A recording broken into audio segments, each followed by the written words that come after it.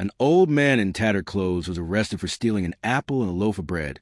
A petty theft, it seemed, in a small, frosty town. But when he stepped into the courtroom, the judge suddenly stood up, his face paling at the sight of the man's name. No one understood what was happening, until the truth slowly unraveled. The man society had long forgotten turned out to be a hero who once saved dozens of lives. Why was he living on the streets? How could a nation bury a soldier's honor for 20 years? Welcome to TH. Let's uncover what really happened in life. Each winter, the town of Winterfield seemed to sink into a long, silent slumber. The cold here wasn't as brutal as northern Montana, but it crept deeper, into bricks and walls, into the shoulders of the elderly, and into memories no one cared to revisit. The old stores shut their doors early the moment the sky turned gray. The park benches, stained with snow, sat empty, and somewhere among the gray streets of the mountain town, a lone figure walked slowly along the cracked sidewalk tiles. He was a part of the town, though no one knew his name. People called him what the homeless are often called, the old guy, the weirdo, or the kin man. No one truly paid attention. Just a frail frame wrapped in a frayed coat, worn-out shoes, and a faded backpack with a broken zipper. It had likely been 3 years, but he walked with the same posture, head bowed, left shoulder tilted slightly forward, eyes never meeting another's. People were used to seeing him at dawn, when dew still clung to the windshields of parked cars. He circled the market district, picking up dented beer cans, stuffing them into a netted side bag. One time, a cafe barista whispered that he used to be a soldier. Evidence? He wore a thin silver chain around his neck, something tucked beneath his shirt, that always set off the metal detector with a soft chime. But that was just a rumor, like all rumors in a tiny town slowly forgetting itself. That day, snow came earlier than usual. It was only early December, but the roads were already slick. Thomas, that was his name, stepped out from behind an abandoned church, where he usually slept under the overhang, wrapped in a threadbare blanket. It had been 3 days since he'd eaten anything proper. Just a few crusty slices of bread from the grocer the day before, left out more like pity than generosity. His stomach twisted. His hands trembled, but he still held on to the only pride he had left, silence, and the will not to beg. As he walked past Holloway's market, he paused. It was the town's discount grocery store, with a weathered wooden sign hanging crooked beneath a cracked awning. The scent of sour apples and laundry detergent slipped through the glass doors. He stood still. He didn't enter, not because of fear, but hesitation. His appearance, his clothes, everything about him served as a silent alarm to the staff inside. Not a customer. But then he pushed the door open. A small bell chimed. No one looked. No hostile stares. No welcoming glances either. He walked slowly toward the fruit stand. There was a bin of bruised apples, soft and discolored, marked 75% off. He stared at them as if reading lines from an old poem. Apples had been Margaret's favorite. Every autumn, she would bake apple pies for him, the scent of cinnamon drifting through their tiny kitchen, making him wish winter would never come. She was gone now. The house was gone too. Only the apple remained, still and silent in front of him, and a man whose hands trembled, not from snow, but from a hunger gnawing away the last of his strength. Thomas reached out. His hand was so cold, he couldn't feel the apple skin. His eyes scanned the store. A teen boy was shelving soup cans in the far corner. The store owner was behind the counter, chatting on the phone. No one noticed. No one cared. He slipped the apple into the inner pocket of his coat, then a hardened baguette, tough and dry, wrapped in wax paper. His movements weren't frantic nor secretive. It was more like someone performing a ritual than committing theft. He turned and walked toward the door, step by step, as if unsure whether to leave or to confess. Just as his hand touched the door handle, a sharp voice cracked through the air behind him. "Hey, you there, stop." He froze. He didn't turn. He didn't run. He didn't say a word, as if he'd known, long ago, that this moment was inevitable. And minutes later, a police cruiser screeched to a halt outside the store. Red and blue lights danced across the frosted window panes. Snow continued falling, and there stood Thomas Burke, the man who once walked through firestorms in Kandahar, who carried comrades through mortar fire, now standing inside a small-town supermarket, hands cupped behind him over a bruised apple and a stale loaf of bread. No one knew who he was, but they looked at him like a disgrace, a criminal. No one asked if he'd eaten. No one asked if he had slept. No one asked if he had once been called hero. They only saw a ragged old man stealing food. They didn't see a piece of history, being shackled in handcuffs. The first winter wind howled across the slanted roof of the old Winterfield police station as Thomas Burke was led inside, wrists ringed with red from the cuffs. He didn't resist. He didn't speak. His expression was unervingly calm, like a man who had been waiting for this moment all along. Through the double-pane glass, officers watched him, murmuring half-hearted jokes mixed with pity. "Look, he's got dog tags," one of them muttered. Another old guy pretending he used to serve. "I bet." In the holding cell, Thomas sat against the wall. The room was small, humid, with flaking paint and the faint smell of rust. A single cot leaned into the corner. A dim yellow bulb buzzed overhead. From a personal effects bin, he slowly retrieved a thin silver chain, the one they'd taken from his neck during intake. Dangling from the chain was a warped, faded military dog tag. The engraved text, though dull by time, was still legible. Burke, Thomas J., U.S. Army, O+, the last piece of his former identity. The only proof that he had once worn a uniform, that he had once belonged to something more than silence and snow. A female officer stepped into the room with a cup of water. She looked to be in her mid-30s, dark hair tied back, eyes serious, posture professional. As she placed the cup on the small metal table, her gaze landed on the dog tag. For a second, her demeanor shifted. It wasn't the look an officer gives a suspect. It was something else. A pause, a trace of doubt, a flicker of recognition. "You serve?" she asked quietly. Thomas nodded once. No words. His eyes didn't plead. He didn't explain. It was a look of a man who had walked through war, through loss, through the unrelenting coldness of society that stopped looking. And now, what remained was resignation. Solid. Stone. The officer didn't press further. She stepped out and closed the door behind her. The next morning, sunlight barely spilled through the dusty windows of Winterfield's municipal courthouse. Thomas was transported in a plain sheriff's vehicle. No sirens, no urgency. His wrists were bound with plastic cuffs. 2 officers flanked him silently. He wore the same weathered blue-gray coat he'd had on the day before, threadbare along the shoulders, one side torn at the seam where the rank once clung. A remnant from a time when he stood guard under desert suns halfway across the world. Courtroom 2 was smaller than expected. No polished leather chairs. No flashing cameras. Just a few clerks scribbling notes, a young legal intern in the back row, and Judge Alan Greaves, a man known in this town for being efficient, impartial, and impossible to impress. Thomas sat quietly at the defendant's table. The wood was old and chipped. Across from him stood the prosecutor, Andrew Shaw, barely past 25, in a crisp navy suit with a face still fresh from bar exam prep. Andrew read the charges quickly without drama. "Your Honor, the defendant was caught stealing an apple and a loaf of bread from Holloway's Market. The item's total value was under $5. However, the defendant has no fixed address, has been cited for sleeping in public spaces, and has a record of failing to comply with civic responsibility. The state requests sentencing for petty theft and trespassing, with conditions to prevent repeat offenses." The proceedings moved quickly. 5 minutes, maybe less. Thomas offered no defense. No lawyer stood beside him. He didn't speak. He simply sat there, slouched slightly forward, eyes unfocused, like a faded shadow sewn into the old bench. The hearing felt less like justice and more like an echo, another routine judgment in a courtroom that forgot names the moment they were spoken. Then came the moment Judge Greaves opened the case file.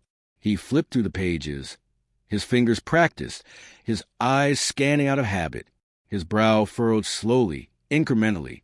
A court clerk began typing softly beside him. The room fell quiet, and then a faint clink. A small object slipped loose in the file, and fell onto the wooden desk. A military dog tag, worn thin by time, spun once and landed flat in the beam of morning light, silver glinting against the old wood. Judge Greaves paused. He reached down and picked up the tag. Read the name.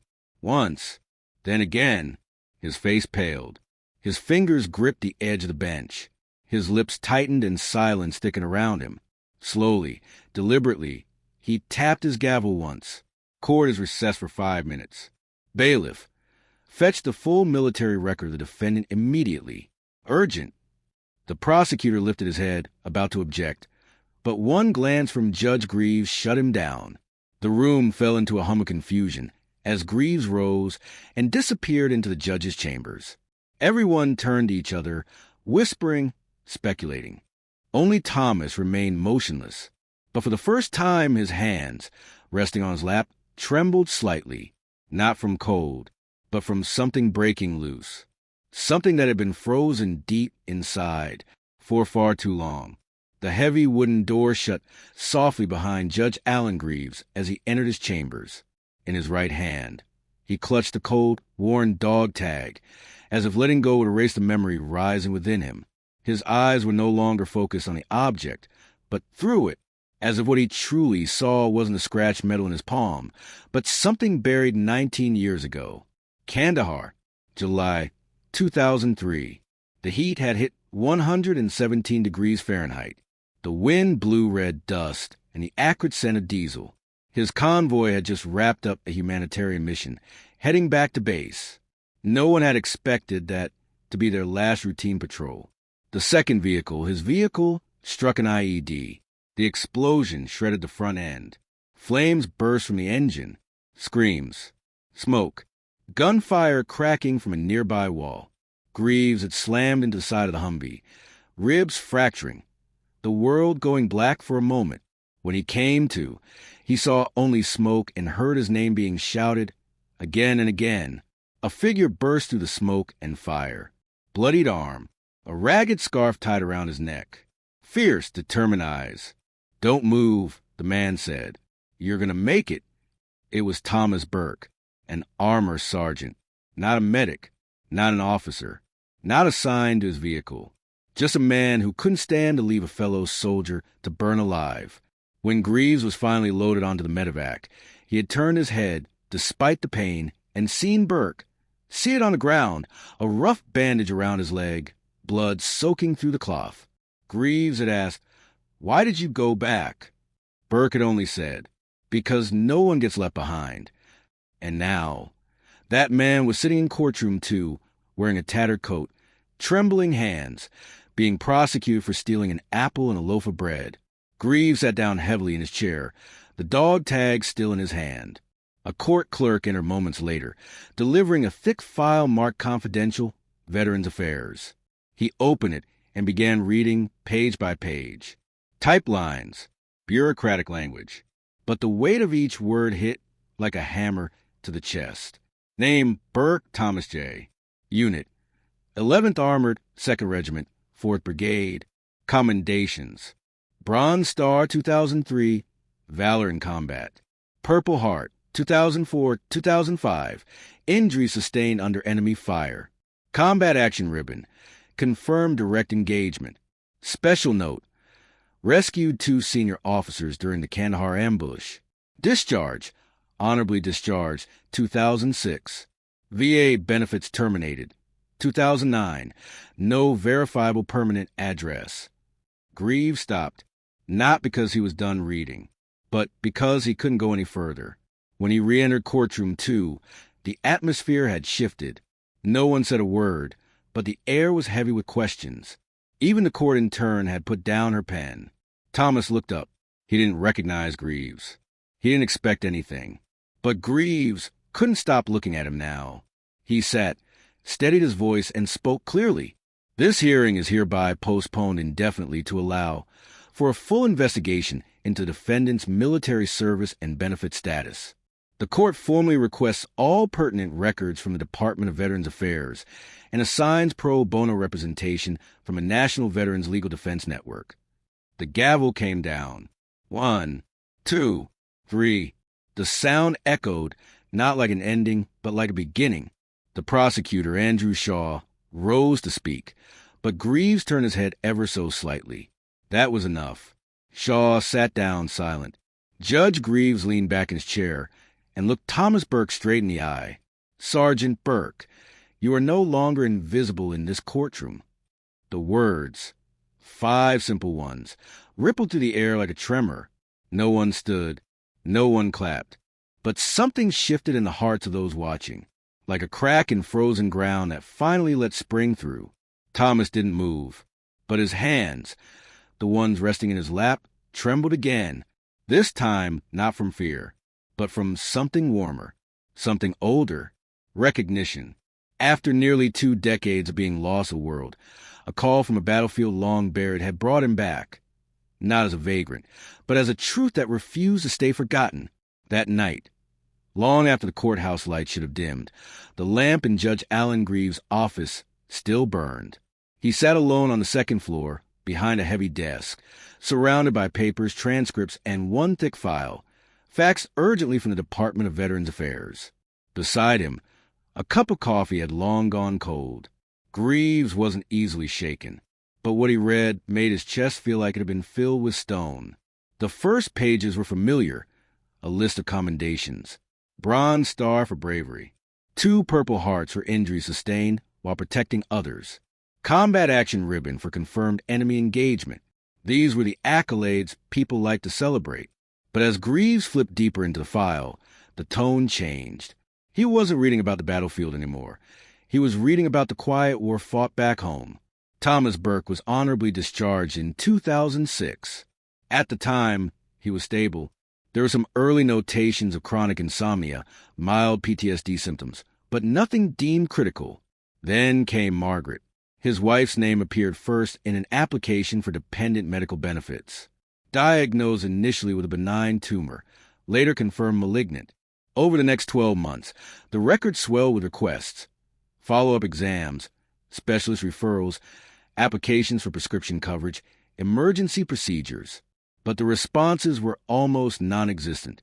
Form letters, delays, pending further verification, awaiting address confirmation, case under review.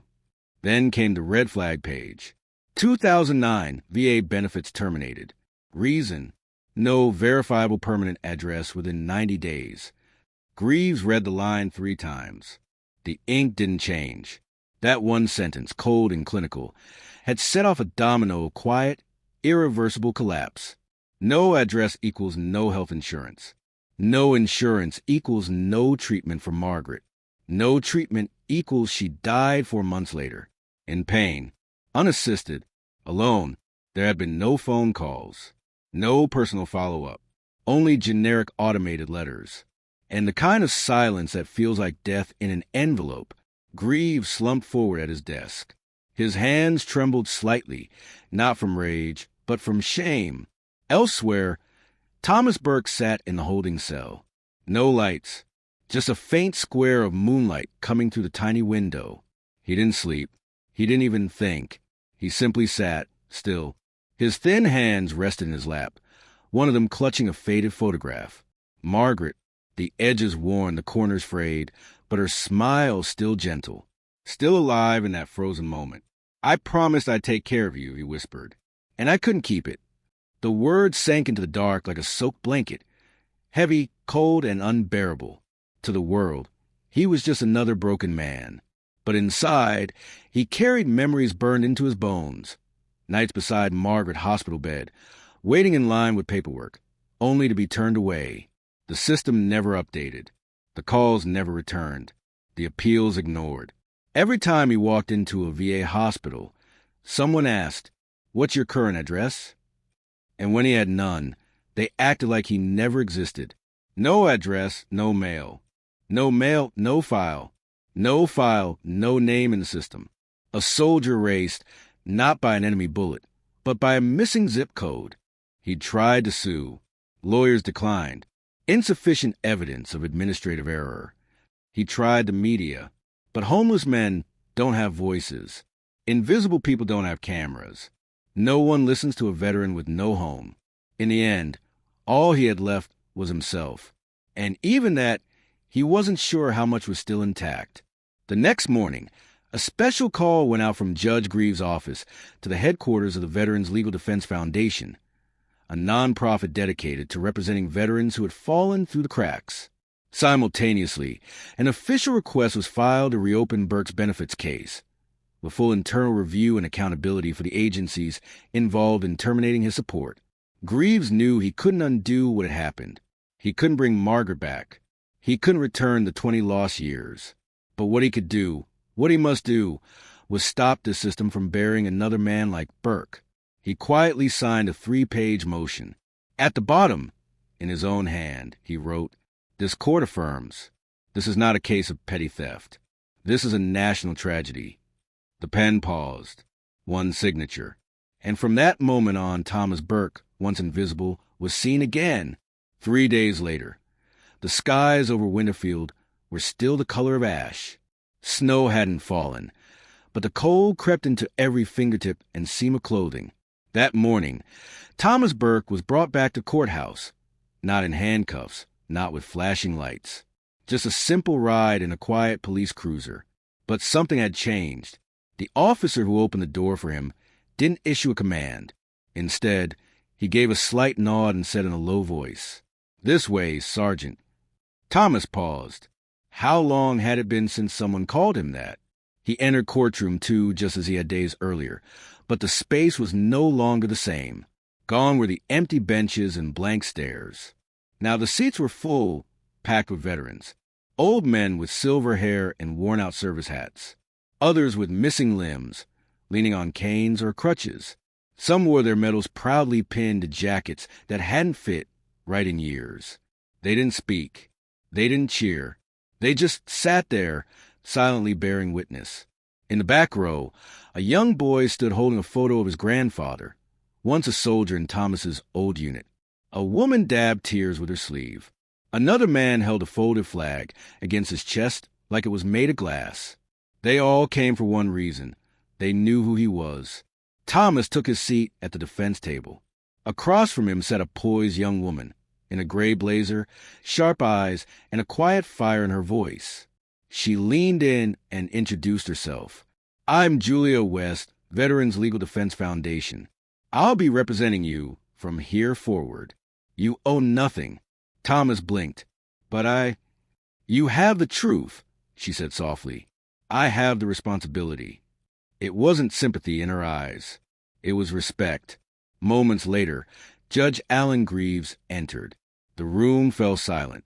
He didn't glance at the paperwork. He looked straight at Thomas. And for the first time, the judge stood, not for procedure, but for honor. "Sergeant Thomas Burke," he said slowly, "this court has reviewed your military and medical records. We have verified the timeline of events leading to the wrongful termination of your benefits. Let it be stated clearly, you were not forgotten by the system. You were betrayed by it." Thomas's hands trembled slightly. Attorney West gently placed her hand on his forearm, steadying him. Greaves continued, "This is no longer about an apple and a loaf of bread. This is about dignity. And dignity is not conditional on having an address." Then the courtroom doors opened again, and a man in full dress uniform stepped forward to the witness stand. Colonel Matthew Lorne, former commanding officer of the 11th Armored Brigade. He stood tall, medals polished, posture unwavering.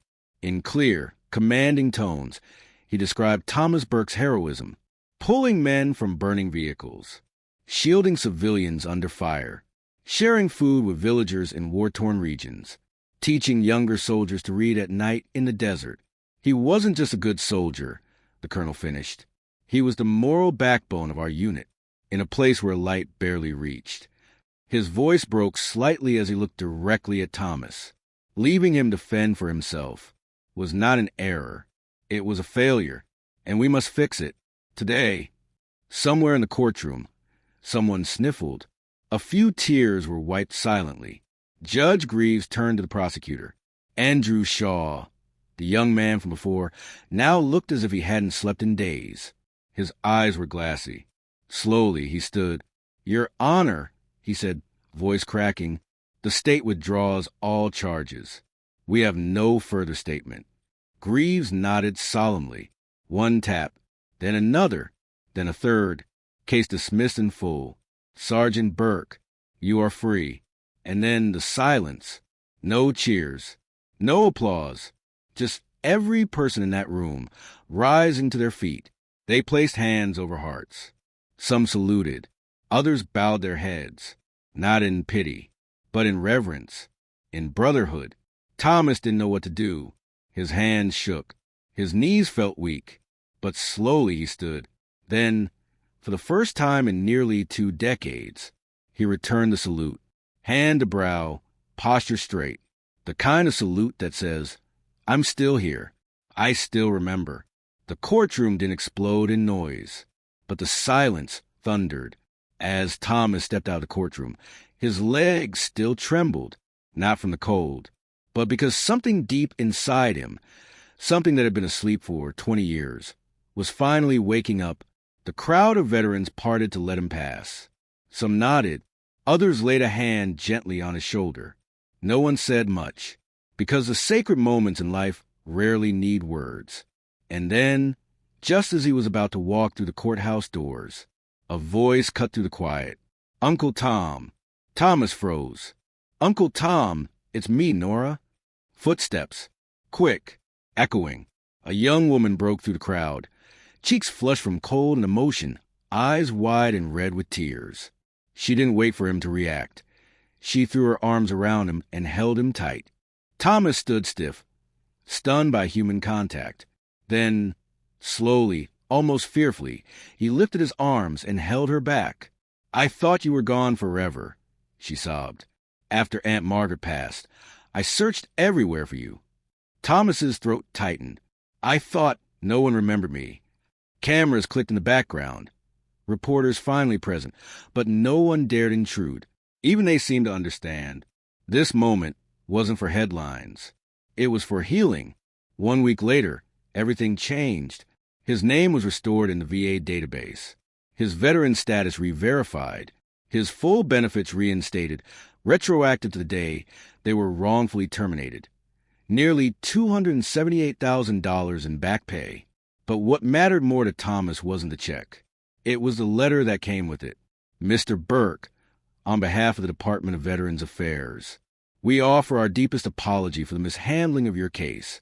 And then came the keys to a new apartment, fully furnished, warm, private, quiet. He was enrolled in a PTSD support program, partnered with a service dog named Rocky, a chocolate Labrador who never left his side. And just when it seemed like things couldn't feel more surreal, the town of Winterfield made it official. They announced a public ceremony in honor of a living hero. That day, the skies cleared. American flags lined the streets. Shops closed their doors. Veterans dusted off old uniforms. Children waved little flags. The square was filled with music, food, laughter, and something else. Reverence. Thomas Burke stood on a stage in front of City Hall, dressed in a pressed uniform. His ribbons shone. His beret sat straight. And though his frame was thin, he stood tall. The mayor handed him a wooden plaque, engraved with words that would never fade. For bravery, quiet sacrifice, and honor that never died. This town remembers you. Thomas stepped up to the microphone. Thousands waited. Familiar faces. New ones. Some who once ignored him. Some who once looked away. Now all eyes were on him. He gripped the podium. His voice was rough, but steady. I didn't save lives for medals. I didn't fight for thanks. I fought because a man doesn't leave others behind. He paused. The crowd leaned in. And when you come home, you just hope maybe someone will come back for you, too. Silence. And then a single clap. Then another. And another.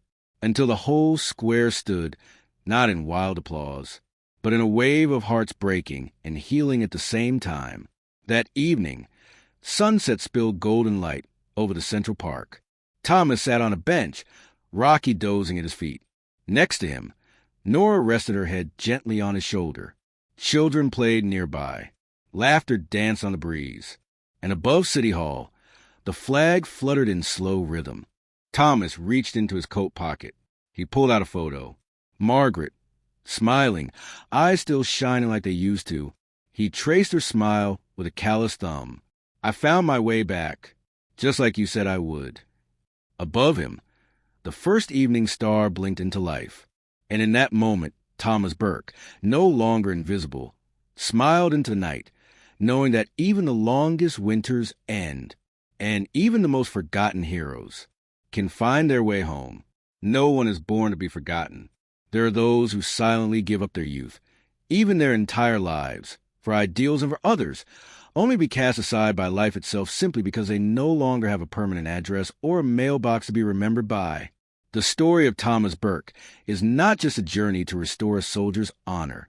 It is a powerful reminder that gratitude should never arrive too late. Honor must never be forgotten. And human dignity is not something that can be bargained away in silence. If this story touched your heart, please hit like. Share it to spread this powerful message further. Subscribe to our channel so you never miss another story that matters. And don't forget to leave your thoughts in the comments below.